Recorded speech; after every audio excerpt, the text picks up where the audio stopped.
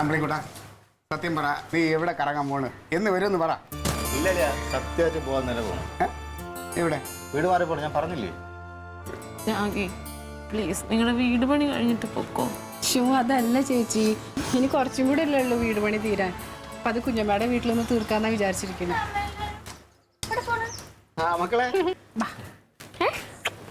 എവിടെ പോണു?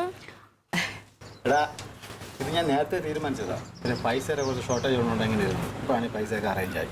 പിന്നെ ഏറ്റവും എന്ന് വെച്ചാൽ നമ്മൾ എവിടെ കുഞ്ഞമ്മയുടെ വീടിൻ്റെ അടുത്താണല്ലോ നമ്മൾ വീട് വെക്കുന്നത്. അവിടെ പോയി നിന്നാലേ ആ പണിയും പെട്ടെന്ന് അങ്ങ് തീരും.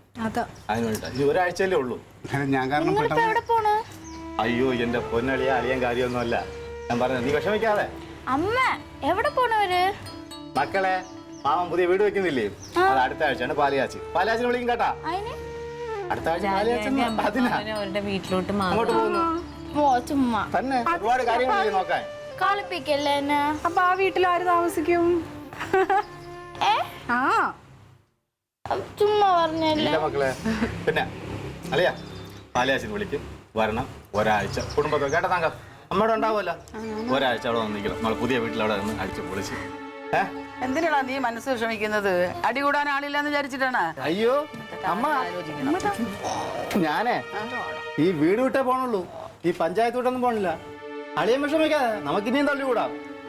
റോഡിൽ വെച്ചും പാടത്ത് വെച്ചും സമരപ്പന്തലിൽ വെച്ചും എല്ലായിടത്തും വെച്ചും നമുക്ക് തല്ലുകൂടാം.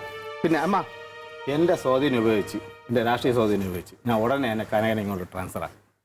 എന്നിട്ട് വേണം പഴയതുപോലെ ഞാനും ക്ലീറ്റസ് അളിയനും കനകളിയനും കൂടെ ഒന്നടിച്ച് പൊളിക്കാൻ. എന്തല്ലയാ?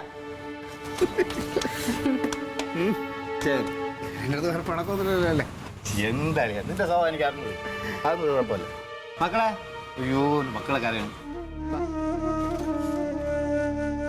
പോട്ടെ, പോയിട്ട് വരാം കേട്ടോ.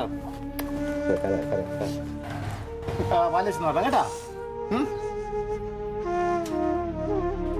ഇറങ്ങട്ടെ ഒരു ഉമ്മതാ ചേച്ചി. ശരി